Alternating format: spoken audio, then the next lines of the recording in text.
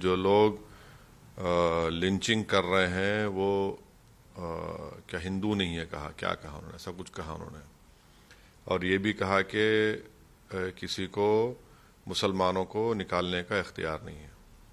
ہم یہ ان سے پوچھنا چاہ رہے ہیں کہ کیا موہن بھگوت جی اس بات کو مان چکے ہیں کہ میجورٹی کمیونٹی میں آر ایس ایس اور ہندوتوا کی آئیڈیالوجی کی وجہ سے ریڈیکلائزیشن ہو چکا ہے؟ کیونکہ وہ لنچنگ کے بارے میں کہہ رہے ہیں، تو ہمارا ماننا یہ ہے کہ آر ایس ایس اگر مانتی ہے کہ مسلمانوں کا لنچنگ ہو رہا ہے تو کیوں ہو رہا ہے؟ کرنے والوں کا کیا تعلق ہندوتوا کی آئیڈیالوجی سے ہے یا نہیں ہے؟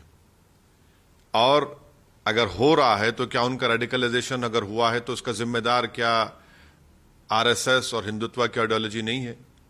اور اگر یہ ہے تو کیا آر ایس ایس ان لوگوں کا اوپنلی کنڈیمنیشن کرے گا جنہوں نے پیلو خان کو مارا، رکبر کو مارا، علیم الدین کو مارا اور آپ کے اخلاق کو مارا، آصف کو مارتے ہیں، اور مہا پنچایت کر کے بی جے پی کا سپوکس پرسن کہتا ہے کہ کیا ہم ان کو مرڈر بھی نہیں کر سکتے؟ تو کیا ان تمام لوگوں کو موہن بھگوت، جناب Mohan Bhagwat, R S S ان کو ڈسون کرے گی؟ اور کیا وہ سرکار پر دباؤ ڈالے گی کہ لنچنگ کے خلاف ایک قانون بنایا جائے؟ اور کیا یہ بات سچ نہیں ہے کہ کل ہی دلی سے نوئیڈا میں قاضی احمد کو کیوں مارا گیا؟ یہ سب ہو رہا ہے تو اس کا مطلب یہ ہے کہ آر ایس ایس اگر لنچنگ کو مانتی ہے تو لنچنگ کا ذمہ دار کون ہے؟ کیا آر ایس ایس اس بات کو ماننے کو ابھی بھی تیار نہیں ہے کہ ان کی ہندوتوا کی آئیڈیالوجی کی وجہ سے میجورٹی کمیونٹی میں یہ جو لوگ کر رہے ہیں وہ ریڈیکلائز ہو چکے ہیں؟ میں ان تمام چیزوں کو موہن بھگوت کی صرف لپ سروس مانتا ہوں، اس لیے کہ ویسٹرن کنٹریز میں، خاص طور سے یو ایس اے میں، اور یو ایس اے میں جو ہیومن رائٹس کا جو اسٹیٹ ڈپارٹمنٹ کی رپورٹ ہے، کنٹریز آف کنسرن میں ہمارے دیش کا نام آ چکا ہے، تو یہ سب ان کے لیے کیا جا رہا ہے؟ اگر وہ واقعی میں ریئلسٹ ہیں، وہ واقعی میں اس کو بیماری سمجھتے ہیں لنچنگ کو، وہ واقعی میں یہ سمجھتے ہیں کہ میجورٹی کمیونٹی میں ایک سیکشن ریڈیکلائز ہو چکا ہے، تو پھر ان کو ڈس اون کرنا پڑے گا۔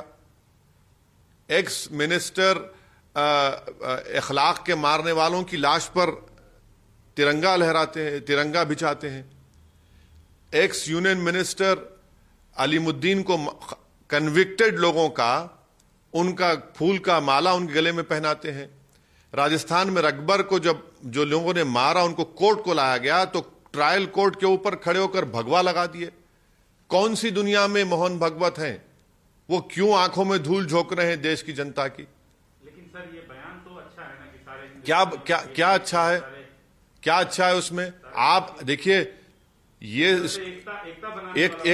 ایکتا بنا رہے ہیں آپ کب سے ایکتا بنا رہے ہیں؟ آپ تو 90 سال سے آپ ہی کا تو یہ سب، چاہے وہ گولوالکر کا بنچ آف تھاٹس ہو، یا وی اور نیشن ہوڈ ہو، یا پھر دین دیال اپادھیائے کی کتاب ہو، ان تمام، یا پھر آپ ساورکر کی ہندوتوا کی کتاب ہو، یہی تو انہی کے نقش قدم پر آپ چل رہے ہیں۔ اور ان کتابوں میں کیا یہ ایکتا کی بات کی گئی؟ کیا ان کتابوں میں یونٹی اینڈ ڈائیورسٹی کی بات کی گئی؟ ایکتا کی بات بھارت کا سمویدھان کرتا ہے، ہندوتوا نہیں کرتا ہے۔ بھارت کا سمویدھان میں انکلوزیونیس ہے، ہندوتوا ایک ایکسکلوزیو آئیڈیالوجی ہے جو موہن بھگوت اور آر ایس ایس پچھلے 90 سال سے اس پر عمل کر رہی ہے۔ کہاں ایکتا ہوگی؟ گورنمنٹ آف مودی کی سرکار ہے اور ان تمام لوگ مہا پنچایت کل بھی کرتے ہیں، گالی دیتے ہیں مسلمانوں کو کہ ان کا مرڈر کر دو، ان کو مار دیا جائے گا، اور پولیس ایک ایکشن نہیں لیتی ان کے اوپر۔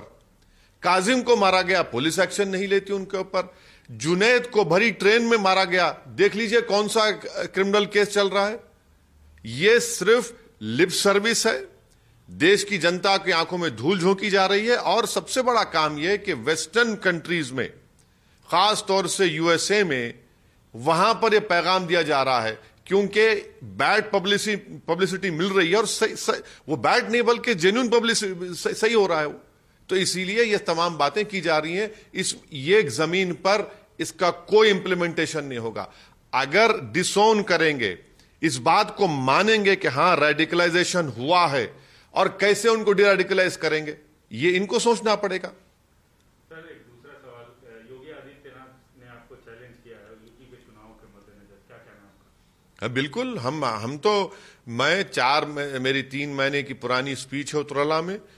ایم آئی ایم پارٹی پوری کوشش کرے گی کہ آئندہ ودھان سبھا کے چناؤ میں یوگی آدتیہ ناتھ اور بی جے پی کی سرکار کو شکست دی جائے.